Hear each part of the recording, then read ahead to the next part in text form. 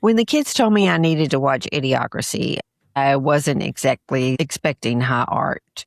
And I was right. It's crude. It's a little ridiculous. And honestly, parts of it are just plain stupid. But underneath all of that is a satire that somehow feels just as relevant as it did 20 years ago. I found myself going, oh, that sounds like now. That's what surprised me the most. So this week, we're asking whether this movie was just a silly comedy or whether it's holding up a mirror that gets harder and harder to ignore. And to make things a little interesting, I've got a game for y'all later. Who said it? President Camacho or President Trump? So I hadn't seen Idiocracy since it first came out, and I was honestly really surprised by how many moments made me stop and think, why does this feel so familiar? Not because I think we're literally living in this movie, but because so many of the themes it exaggerates, our obsession with entertainment, our shrinking attention spans, the way confidence, warranted or otherwise, so often beats out competence, feel like conversations that we are already having. So this week, I wanted to dig into why this nearly 20-year-old comedy still resonates and whether it's saying something about us or just something about human nature. It's been a while for me too, but it's one of those movies that I constantly reference. From the first time Donald Trump, then a reality TV star and WWE Celebrity Hall of Famer, announced he was running for president, to the now ever-present barrage of idiocy that I see when I fall into a doom scroll, I constantly find myself rolling my eyes and chuckling to myself, one step closer to President Dwayne Elizondo Mountain Dew Camacho. I've got to laugh to keep myself from crying. And while I understand that we don't exist in a one-for-one reality of this hyperbolic comedy universe, sometimes the similarities that I see between us and this satire are striking. And that's obviously what we're here to talk about today. Welcome to Costco. I mean, two millennials and mom. I'm Callie. I'm Cole. And I'm Mom. Oh, man. So this movie came out 20 years ago. Not my kind of humor.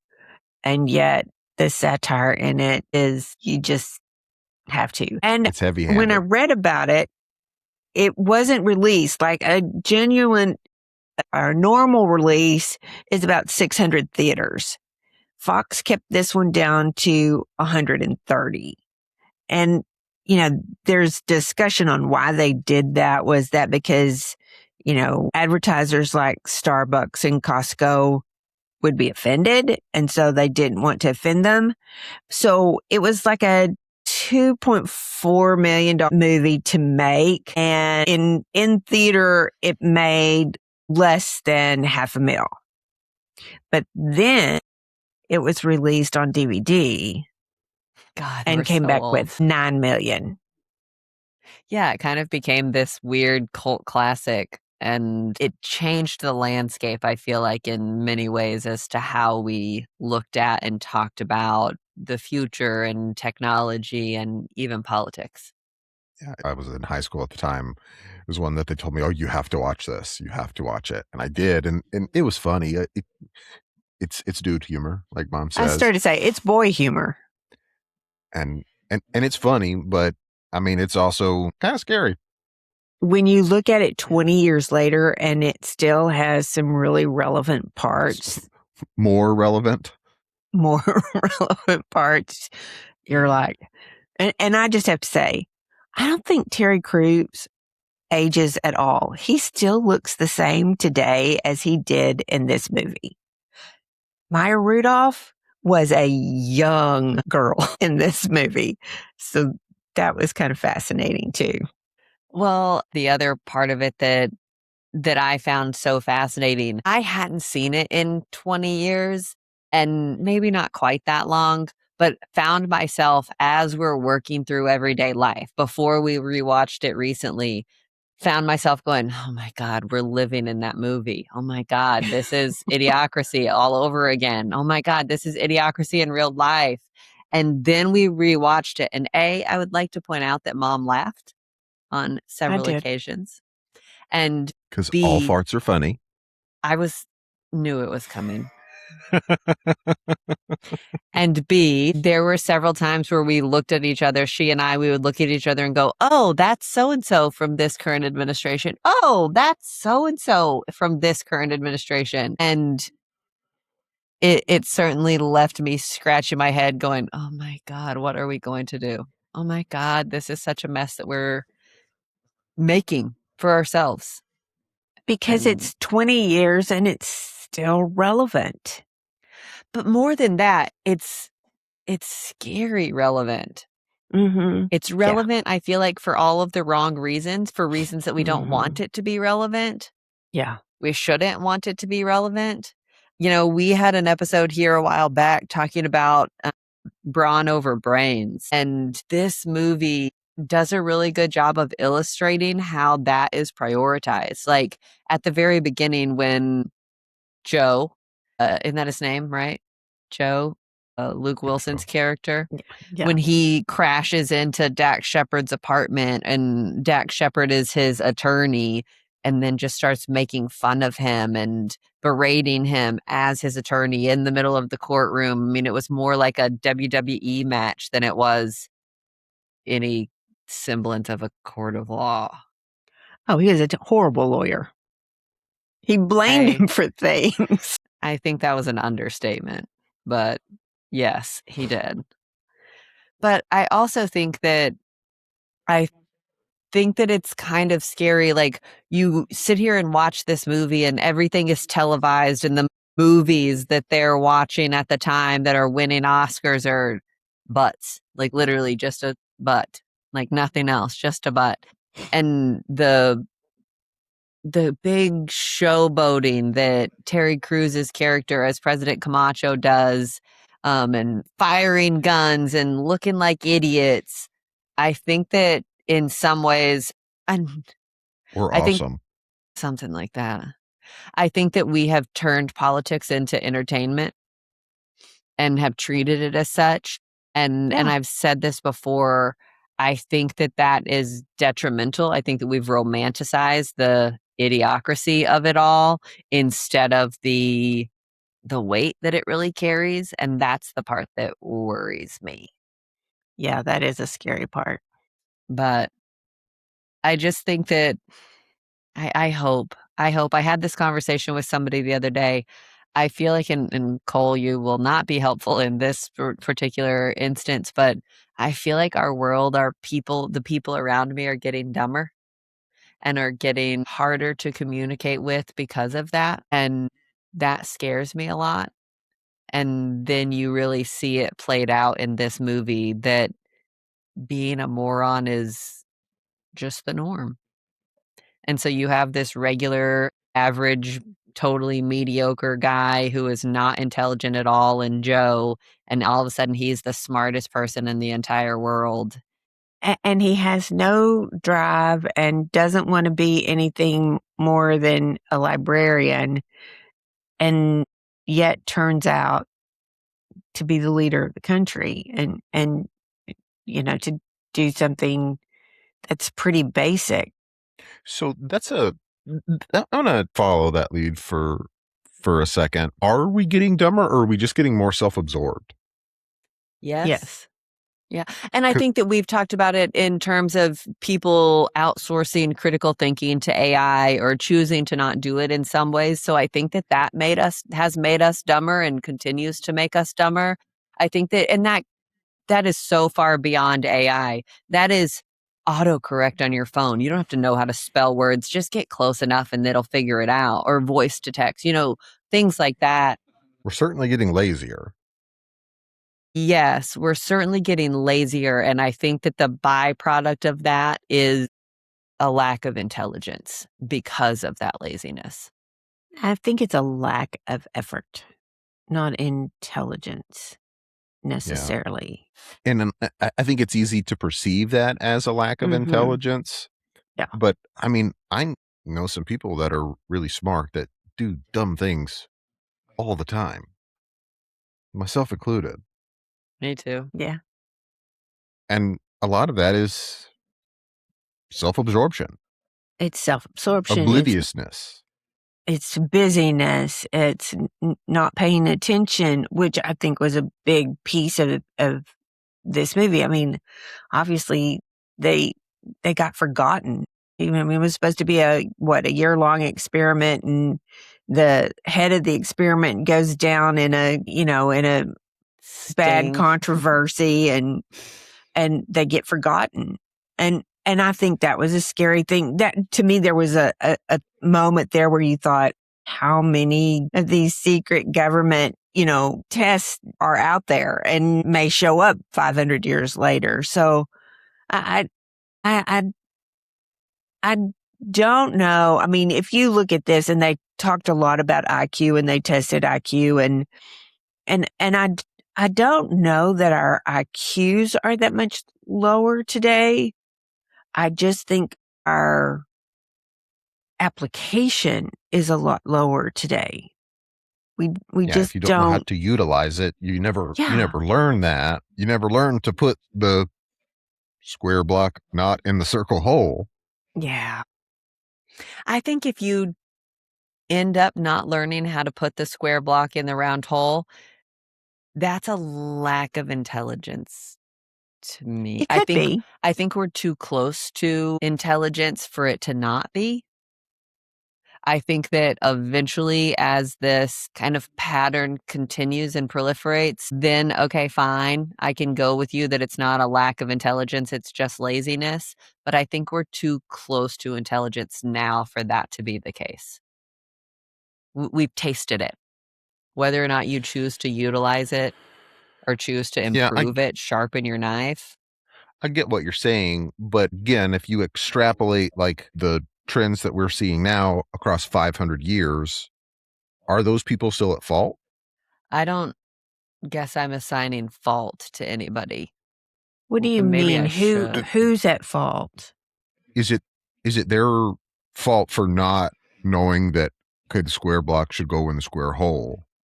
Mm-hmm. If the last 100 generations have progressively been more and more self-absorbed and less involved, like, can you say, oh yeah, those people, that guy's just an idiot? No, I think it's a combination. I think it's a societal wave, and that's probably the part that is scary to me the most. And does this become an exponential? Do you lose a little bit here this year, but 5 years from now you've lost 5%, and 10 years from now you've lost 10%, and does it just keep going? And so I think it's a combination that if we as individuals don't stretch ourselves and teach ourselves and keep learning and keep trying, and then we have a society that almost rewards that, then we're both society and the individual are at fault. Isn't that what what happened with COVID, especially with kids in schools? What do you mean? To a degree, yeah. I mean, think about it. Kids, I mean, we've talked about it again on this podcast, talked about kids growing up, especially in elementary school and things like that, who didn't learn all of these things and didn't learn whether it was coping skills or any kind of community.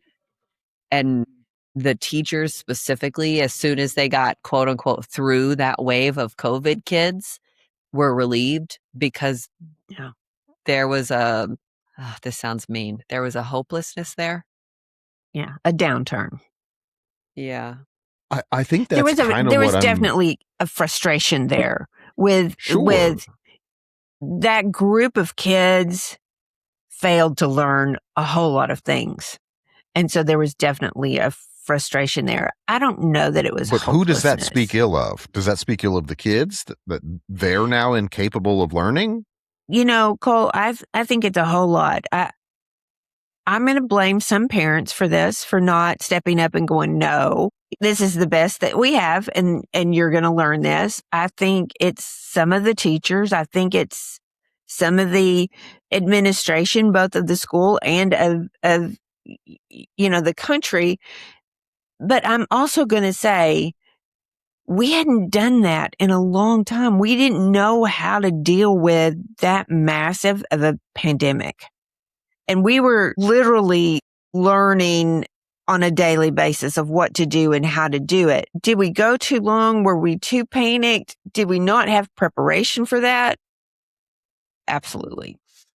Right. But I mean, how long did the real lockdown of COVID last? Worst case, 18 months, maybe?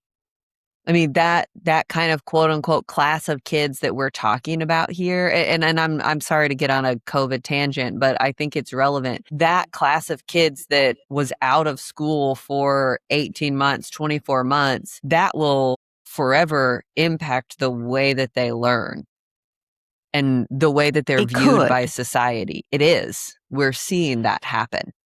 But I am not convinced that we can't remedy that.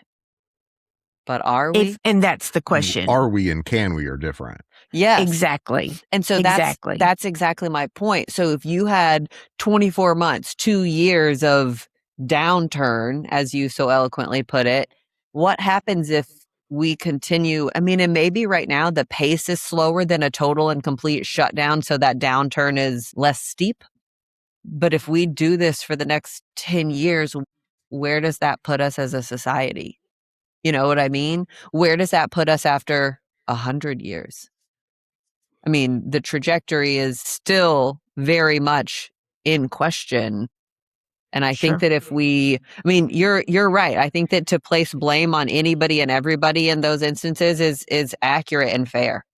From the kids to the parents to the teachers to the school administrators to the state lawmakers to the national lawmakers. Yes, we were all learning, but we didn't learn fast enough.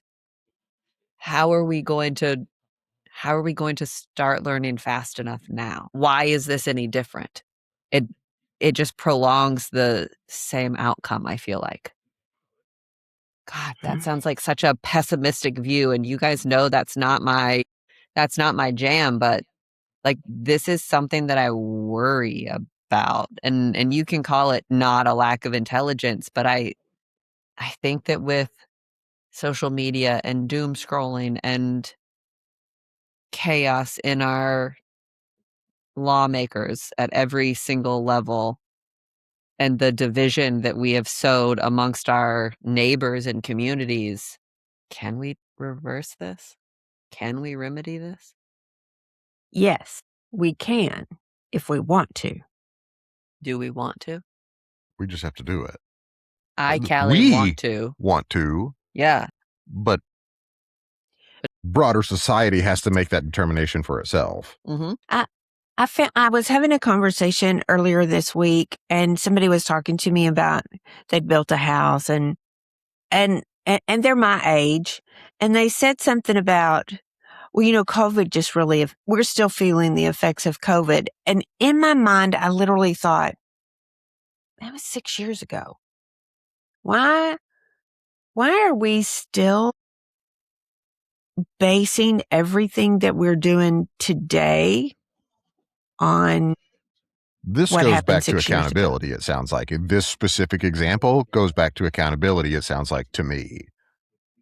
And I think that that's a massive issue across our society, is that no one's willing to own their mistakes. It's always something or someone else's fault as to why they're in the situation that they're in.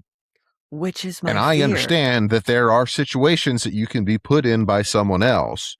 Regardless, it's not that someone or anyone else's job to remedy that for you. It's your job. Yeah.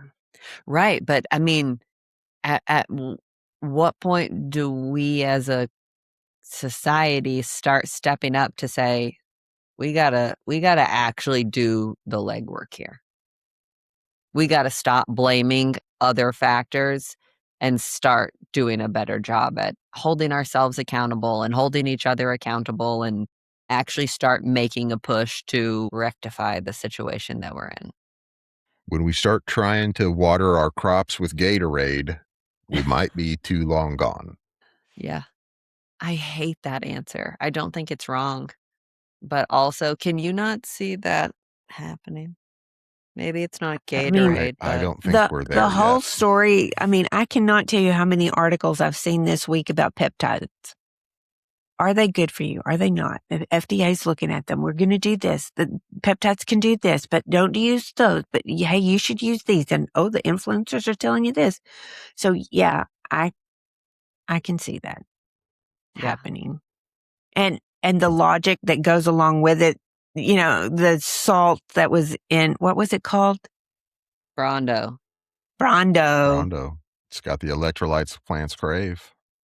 Yeah, you know, but I mean, I think there's this too. We've got to figure out pretty quick if we want to be a society, and we have to figure out how to stop fighting with each other about stupid stuff. And we've got to do something. I just keep thinking about this. I'm reading Scott Galloway's Adrift, and he's talking about social media and how a lie on social media is 6 times faster than truth. And we've got to do something about that. And we can't just How keep do you sitting even here. quantify that? Oh, I mean, they've tracked it somehow. Right, but how? Well, I mean, I'm know. sure engagement and metrics and all of the analytics. So, hey, Yeah. I'm going to put this out. I'm going to put 2 pieces of content. It's an A/B test, right? Like, I'm going to put 2 pieces of content out. One is a lie, one is a fact. And we're going to see which one has the greatest reach and how fast. It would be pretty easy to quantify. I don't know if I can go there with you. There's so many variables. Who put it out? When did you put it out? What did you put out? Right. Because but if I'm I sure, put something out and Joe Rogan puts something out and what I put out is a lie and what Joe Rogan puts out is the truth, his is going to reach a much wider audience much faster than mine. Yes, you're correct, but I think that's the purpose of research. We're going to put it out in this capacity and that capacity, in Cole's capacity and Joe Rogan's. But I'm still, I mean, I'm going to go back to this. Callie and I also watched A Smart Girl Dumb Question about pronatalism, and they literally are using rage bait to build their, as a marketing strategy. Yes, that's a better way to say it. That's As the a marketing strategy today. Yes. And we have to stop. I mean, if we continue to do that, where lies are more, and I can't remember, Facebook is what, 75% falsehoods? I mean, it's a ridiculous number. So we have the research and we know that is true. And we keep fanning the flames. Now do something about it to stop that, or it's not going to be 500 years and we're in idiocracy. You know where you can start? The institutions, because the news is doing it too. Yeah. Yeah. So maybe you should American hold the big names accountable, and then you'll start seeing people hold themselves accountable. But I think in order to hold the big names accountable, like you're talking about, that takes more than just me, Callie. And that takes more than me, Callie, and you, Cole, and you, Mom. That takes a whole movement. And how it takes are we a movement, going to... and it takes a whole bunch of people saying, we don't want all of this bullshit anymore. Yeah. Let's stop fighting about the stupid stuff, and let's figure out what we need to do to be the country that we want to be, the individual that we want to be. But how does that happen? How do you rally I think it already the is, troops? to be perfectly honest with you. If you talk about viewership and readership of mainstream media news outlets, they're down precipitously. Oh, absolutely. Absolutely. Totally agree.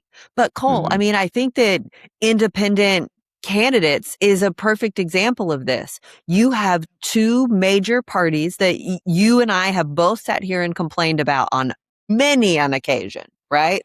And so you've got those, but they have so much power and so much influence that there's almost no hope for anybody in an independent lane to have a chance. And we keep perpetuating that same narrative over and over and over and over and over again. Funding it. Yeah. And so what's it really going to take to be able to form a movement? How are you going to reach those people? Are you going to put it out on social media? No. Is it it going won't to go be anywhere if it's the Yeah, truth. exactly. And so, like, how do you, like, just, I'm thinking about actual strategies in which you could reach other people who have the same goals in mind. And Mom, you were talking a second ago about sitting down and saying, hey, this is the society that we want to be. We can't even decide that Black people are just as everything that any white people are. Like, As we important. we can't decide on anything big or small. Whether or Was it not the you? McRib should stay year round. Was it you talking to me? You and I had a conversation about, was the civil rights movement about equality, or was it really about Blacks and preventing what was happening to Black people? I mean, Discrimination. discrimination. I don't know where you find the person that can start that movement. I'm hoping that somewhere there is a president in our future who can lead the country and be honest and I think that's part of the problem. What? Why are waiting you for a waiting for a president. leader to fix it? Fix yourself. Okay. I can go there with you. I can totally go there with you. But Cole, where does that start to make enough of a difference? Yeah. And I don't know, but I can't control what you do, and I can't control what Mom does, and I can't control what the neighbor does, I but I agree. can control what I do. I agree. But I think you need to not control, but I think Persuade. That's control. It's just a different form of it. I think that's a little that's nihilistic. a stretch. Yeah. Yeah. Your nihilism What's the is difference between showing. persuasion and manipulation? One has a negative connotation. But I also think that it has to do with the intent. Yeah, I would say the same. Don't you roll your eyes at us. Mechanically, they are the same to me. So if I believe my intent is good, but you believe my intent is bad, to me it's persuasion, and to you it's manipulation. Because that's the whole your truth, my truth, instead of the truth situation. Yeah. Right, but none of us agree. Which is my So point. if I'm trying to be you persuasive, you see it as manipulation. Like, that's what I'm saying. But that's the thing. You wanted to start with me on a small level of myself because that's all I can control and not wait for anybody else. But then it doesn't ever have it never grows legs to be able to carry forward because that's just manipulation. Or it's one person fighting against 30 million other people and you don't get anywhere. No, we have to that. have some consensus and how that consensus comes together, Cole. And maybe part of it is manipulation. I don't know. I mean, we certainly see that today in politics. And I think as long as we reward that and continue to and fund that, we're going to continue to see that. So somewhere we have to make a decision that this is not how we want to live. And we have to get a bunch of other people to agree with that in whatever manner that we do. I'm hoping, Cole, that there is persuasion that doesn't have to be manipulation. I'm just, the idea of it only being available by manipulation is heartbreaking to me, devastating. So I want better than that. I agree, Mom, but I think what for me is equally heartbreaking is that, Cole, that's your perception of it, that you believe that they are the same thing. They are. It's just your perspective. It's the angle that you're looking at it from. So I just did a quick search about what the difference is, and this said persuasion tries to change someone's mind while respecting their ability to make their own decision. Manipulation tries to get someone to do what you want by undermining or exploiting their ability to make a free, informed choice. The major comparison point is persuasion is transparent about its intentions, where manipulation hides or disguises those intentions. I do not think that those are the same thing. And I think that this feels like a little bit of a have your cake and eat it too situation that you're hoping for. Well, if I just fix me and I do a good job at fixing me, that will be enough to create a snowball effect that will have a big enough impact to make a movement, to form a movement. And I don't think that that's at all realistic. I think that that's the purpose of leaders. That's the purpose of growth. That's the purpose of innovation. Like, what's the line that they use with Joe? And it comes back at the end when he becomes vice president. And I can't remember what the line is. It's in the very first part when they go to him and he's the librarian and his superior is talking to him. Why me? Every time Metzler says, lead follower, get out of the way, I get out of the way. Yeah, when he says that, you're not supposed to choose get out of the way. It's supposed to embarrass you into leading or at least following. Yes, that's it. And I think that's where we are, Cole. And what? That's manipulation. I don't disagree lead, follow, with you. Or get out of the way?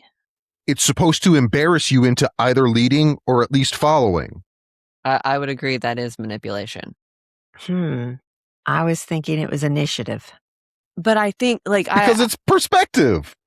I've said this before. One of the girls at work stopped me the other day. We were at a fast food place and she goes, "You are the most polite person I've ever met. You say please and thank you to everyone that you come in contact with." I don't say please and thank you to manipulate her into saying please and thank you, to having manners. But I do think that while it is not my direct intention to change the way that somebody speaks to other people, it is my intention to be kind and put out what I hope that people give back to me. I've said the same thing about jury duty. Everybody gets so pissed off when they get called for jury duty. And I personally find it to be such an honor for the explicit reason that I want to go and do a good job so that if for whatever reason I'm ever on the other side of the table, people will do a good job for me. That they will hear me out and see my heart and look for that in all of this and say, Callie, you really screwed up here, but we hear you. I agree more with than that. just, meh, fuck that girl. And I think we want more people to care about things like that and to want better. And that's what I'm looking for. And Cole, I don't know where you find that. And I know you said that you think I'm wrong, that I'm waiting for, a leader to do that, but it's going to take a leader to do that, to convince people. It's going to take to motivate Martin Luther people, King Jr., to rally people, mm-hmm. to remind people that they aren't alone in their thinking. I think that's a big part of it. You and I can sit here today and say, okay, we're going to use our brains and we're going to read and we're going to keep being curious. But you want people to rally around that. Yeah. And I think that takes more than just yourself sitting here in a silo. Yeah. Being curious. I mean, if you go back to the movie, I think what happened there is that people just stopped caring. Until things got really bad and they were then forced to care. But even then, they were struggling because by that point, they're Brando. repeating. It's got what electrolytes, what plants crave. That's exactly where I was going. Yeah. And they couldn't even explain what electrolyte was or why it was good. It's just, oh, well. That's what plants crave. Yeah, that's what plants crave. And so you've got to have somebody who's willing to go, no, that's not what plants crave. We have this. Hopefully we don't slide down that far, is my hope. Hopefully. I mean, I just feel like this is, it's a modern day take on who's on first, right? Somebody has to say, guys, the person on first, his name is who? WHO, that's his name. Like somebody has to do that. Got it. Instead of just sitting in that hamster wheel of confusion and frustration. Yeah. Yeah. There's a point here that we have to reward for wisdom, and I think that's part of what this is. We need to award for wisdom. And I think more than Incentivize intelligence more than Yes. just manipulative intelligence, Yes. actual intelligence. well, Yes. but I will think that agree it with you. goes beyond just intelligence. Like you guys were talking about earlier and kind of giving me a hard time about it's not intelligence, Callie. It's not intelligence, Callie, because I think that in this capacity, it isn't just intelligence. We need to reward curiosity. I mean, I always get such a Amen. kick out of what was I thinking about today? You had to heat this before you have to heat this. Oh, cashews. Cashews. Did you guys know that you have to heat cashews to a certain temperature before they're safe to eat? They're toxic before that. You can't just eat raw cashews. Seems like Not. I remember that. You have to heat them first. So here's my question. So it took somebody curious out there to go, oh, hold on, you ate that cashew and it was raw and it didn't work, but I just heated it real quick. Will you eat this for me and let's see if you die? You game for that? I mean, like, I think that part of it is the curiosity that we have to reward as well. I'm not really sure how this is going to work, but I'm going to try it anyway. It may totally fail. And I think that, oh God, I hate to even say it like this. I think that to some degree, not Nobel Prizes reward, but I think to some degree we have to reward failure just because it's a willingness to try and learn something new along the way. See what works and what doesn't. Yeah. I think we have to decide what is bad and be solid about that. And right now, nothing is bad and nothing is true. And that's just not the reality of life. So Well, we are exacerbating this line of thinking, and we're just transgressing from it. We're not focused on what we need to be focused on. I don't think we're really getting dumber. I think we're I just incentivizing think the wrong things. yes. which is I therefore making 100% us agree with that, Boo. dumber. Hmm? I said, which I think is 100% making us dumber. I think it's making us to be perceived as dumber. I But think we still I have think the people are still capability. capable. Yeah. I think we're still capable, but we need to reward critical thinking, and we need to reward curiosity and literacy and attention spans, because if you don't, if you leave that and let it go, then you're asking for trouble. Right now, the reward for getting straight A's or even just making decent grades is a cubicle, not a great incentive. That is a generalization, and I understand why you are using it. Is it? Yeah, it is. I mean, it's the truth for the vast majority of people. Vast majority. It's what our education system is built for. I can't debate you on that one. I won't. I don't like it. Like it or not, it's the truth. Like, tough. I don't like it either. Why do you think I hated school so much? Yeah. I think that you're both right in a multitude of ways. And I think that my fear is if we don't have this movement come about here pretty soon, and I don't really know, I can't quantify how soon that really needs to be. I'm sure somebody is smart enough out there who can, but I, Callie, cannot. If we don't start that reckoning soon to decide that we want to be better people, then I think that we will fall off a cliff. I think it could be a runaway train. And I think that you can see that. It cracks me up. Every now and then on TikTok, I'll see something. It's like, oh, y'all, I saw somebody the other day who he was making hand shadow puppet show music videos. Okay? Like, they were impressive. And I commented on it and I was like, you never know what people are doing in their own homes. Like you see that comment all of the time. Like, how did somebody just determine that they had this skill? They were incredible. And I just think that if we don't, this sounds weird, if we don't get people in their homes to join that movement, I don't think it will be possible. I think that train wreck is inevitable. The runaway train is inevitable. And I think that you can see it in so many different facets of everyday life. I mean, we've talked about it again about reading the headlines and thinking you're fully educated. Well, I have made my determination based on nothing but the headline. Well, actually, the headline was totally and completely clickbait and didn't give any sides of the story accurately or properly. And you've now set your whole path forward based on nothing but the headline. We're all guilty of doing that on occasion, some more or less on various topics. And I say it all the time. This podcast is such a good opportunity for me to pressure test my own convictions. I think that we need to be doing that more frequently. Yeah. And I think we need to recognize where those places are that are feeding us that kind of crap. Sure. And we need to boycott that. On a wider scale, though, we have to restructure our entire economy to change the incentive structure. Because right now, where does the food we eat come from?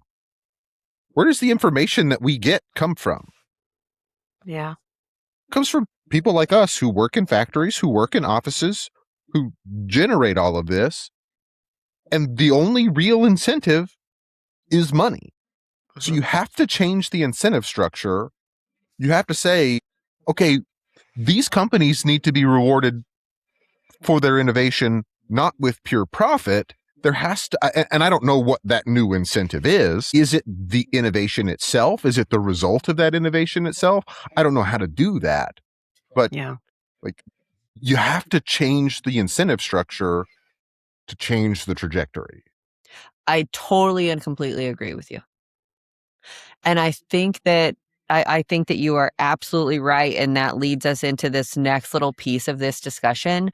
I think that one thing that Idiocracy shows really well is people blindly trusting systems that they don't understand. Just exactly like what you're saying, Cole. And I think that we have to start, I was saying it a minute ago, we have to start making those decisions and being accountable to ourselves. But I think that social media is not what I'm referencing, for the record, but I think that we have to do these things out loud.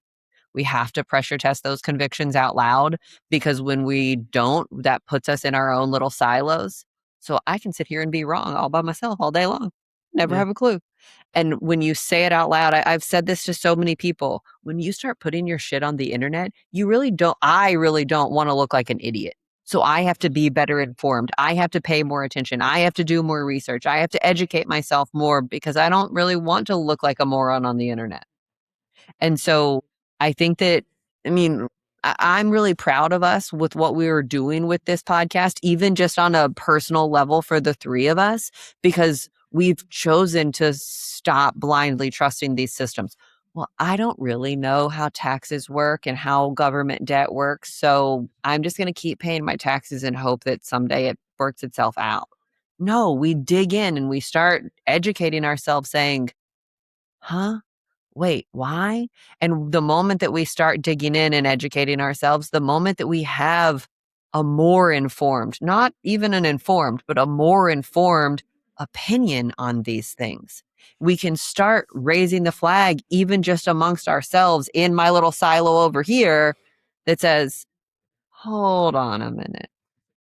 Back that up for me. Say that one more time. Yeah. Let me read that again. Did I understand that wrong? And I think that it kind of fans those flames of curiosity that much further, because the more questions you ask, the more questions it leads to. I mean, this is essentially the premise of the Dunning-Kruger effect, right? Like, the more you know, the more you realize you don't know. And being willing to ask questions and raise those flags, and I don't know. I'm going to throw this back to the square peg in the round hole issue real quick. We shouldn't be teaching kids that the square peg goes in the square hole and the round peg goes in the round hole. That We those should are be the only teaching- options. We should be teaching kids which what can I do? Which one is better? Because there are some toy sets where the square peg will fit in the circle hole or the triangle hole, whatever it is, and vice versa. The question shouldn't be, oh, you have to match this profile.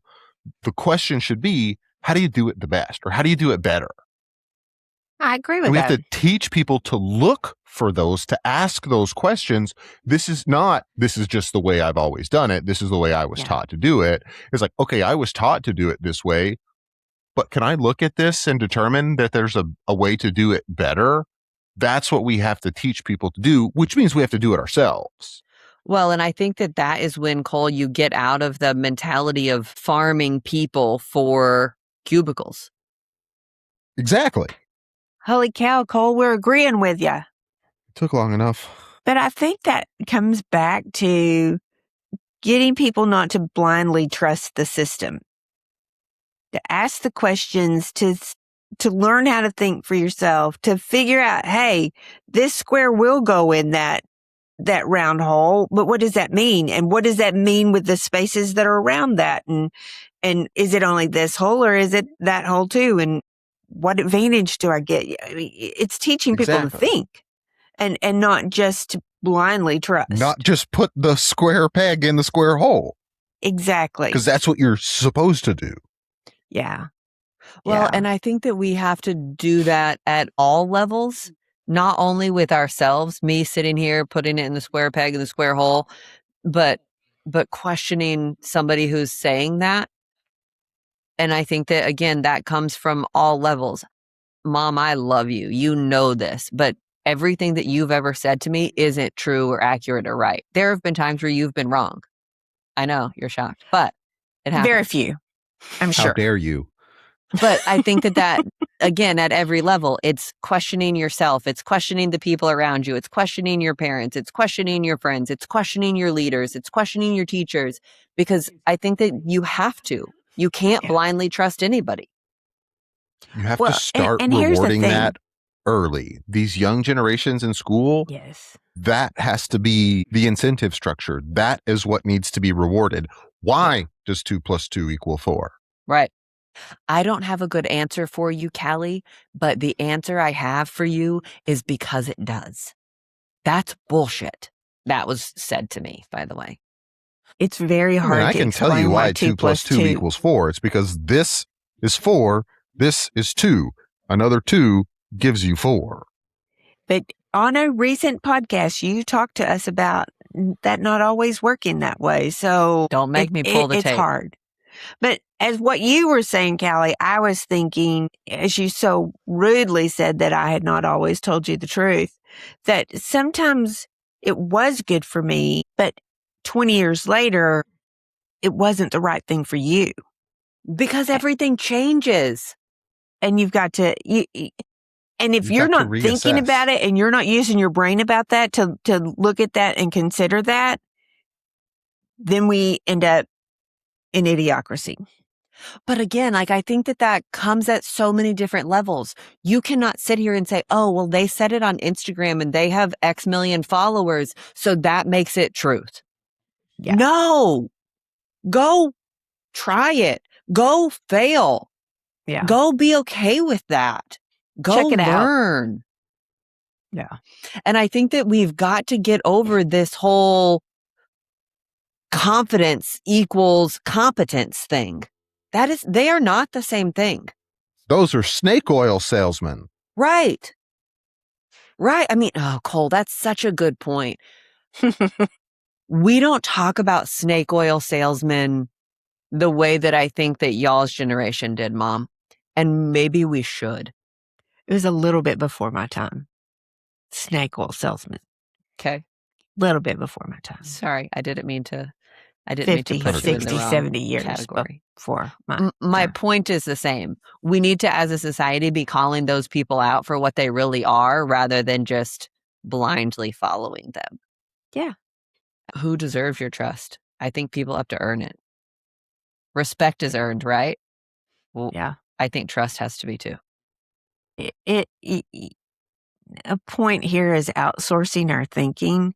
And we've just got to stop doing that. We've got to really use our own brains to figure out, and we've talked about this. Our brains lie to us. So you've got to have multiple inputs here to figure out what is right and what's wrong, and friends and family to say, hey, this is what I think. And then be willing to listen when they go, are you cracked? That's not it, and come back. But it's an everyday, all of the time thing that you have to do. Exercise. We cannot just lay down and let this happen. Yeah. We've got to keep working and moving and thinking. Yes. Well, and I think that we've got to start answering the question differently about, we, all three of us, have said in previous iterations of episodes, have said negative things about social media or technology. I think we need to be thinking about it more critically rather than just, is social media bad? But more along the lines of, how bad is it, and how could it be good? How could it be productive? How to use it, how not to use it, how to recognize when someone is using it in a bad way. Yeah, I agree with you. Critical thinking. Yes. But, So, speaking of critical thinking, I think you should quiz us now. Oh, are y'all ready? Yeah. Okay, so here it is. These are quotes, and I want to know who you think said them, whether it was Dwayne Alonzo Mountain Dew Herbert Camacho or Donald J. Trump. You ready? Yes. Remember, new environment-friendly light bulbs can cause cancer. Donald Trump. Yeah, Trump. I will be the Wait, greatest. are you going to tell us? Are you going to tell us You as have we to- go? You have to give us the answers after Yeah. each question. Trump said it. Okay. I will be the greatest jobs president that God ever created. I tell you that. Definitely Trump. Trump. I will build a great wall, and nobody builds walls better than me. Believe me. Definitely Trump. I beat China all the time. All the time. Definitely Trump. Trump. If there is one word to describe Atlantic City, it's big business. Or two Trump. words, big business. Yeah, Trump. Trump. Listen, you MFers, we're going to tax you 25%. Trump. Trump. This very expensive global warming bullshit has got to stop. Sorry, losers and haters, but my IQ is one of the highest, and you all know it. Trump. Trump. You're so smart, huh? I thought your head would look bigger. Looks like a peanut. That one. Camacho. Is Camacho. That was Camacho. It could have gone either way, though. It could have. It really could have. He could be talking to an ABC News anchor right there, and nobody would have batted an eye. Absolutely. Absolutely. But I was a little dumbfounded when I read through all of these and thought, holy cow, they're all Trump. That's crazy. So I do wish they'd have sprinkled in a couple more Alonzo. I do too. Elizondo. Yeah, true. So is there something that you think the movie got wrong? It's hyperbole. There's lots that the movie got wrong. It's an exaggeration. So a lot of it. Yeah. I think it's an extreme example to illustrate the point. Does it blow your mind that it's been 20 years, that it came out 20 years ago and still is as relevant in what it's saying? Unfortunately, no. It just makes me feel old. Yeah. Mm. Do you think we're worse off today than we were 20 years ago? Yes. So we didn't learn from the movie. I don't think that the movie was an educational piece. Can I say that? Is that a reasonable thing to say? I don't think that the goal was or should have been to learn from the movie. I do think that, God, if we're I love the man, but if we're relying on Terry Crews to teach us how to be better, smarter human beings, I think I'm a little nervous. I wholeheartedly disagree. I think Terry Crews is one of the best role models a young man can have. Maybe not Terry Because- Crews, maybe President Camacho. Maybe should have been a little more clear on that. But I'm curious, Better. Cole, why do you think Terry Crews is such a good example for male role model? Well, if you've ever seen him in an interview, he's quite clearly very intelligent. Oh, yeah. He's And he can extremely pop those well titties. physically fit and is quite successful. But he's also kind and polite. Oh, yeah. I mean, those Funny. are all great qualities. He's hilarious. Yeah. Terry Crews is the man. If we had 100 Terry Cruzes, we'd be better off. Wow. I Yeah. had no idea you had this big of a fan club going. I don't even think I would call myself a fan. Just game recognized game. And there we go with humility. Gosh. Okay. Are y'all ready for a Nobody weird can be thought perfect. other than Terry Crews is Titty a role bouncing? model? Oh, Yeah. sorry. Okay. Are you ready for this weird thought? Yes. What you got? Okay. Here's my question. Okay. Is a tomato a fruit or vegetable? Yes. Yes. Are you asking legally or biologically? I'm asking each of you how you would classify a tomato.